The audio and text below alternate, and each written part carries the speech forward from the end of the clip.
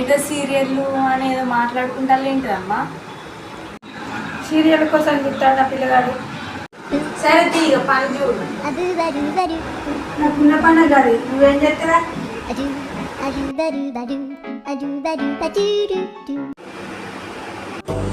ఊగా తరపు చూస్తానంట మమ్మీ. ఏం లేదమ్మా.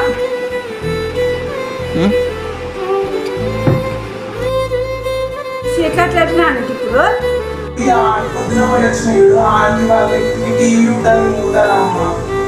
ఇప్పుడు చూంటారు ఇప్పుడు అనుకున్నానే అద్దులే తిప్పేసి ఉంటారు నన్ను అటు తిన్నాను మన అసలు కొత్తగా వచ్చినాం.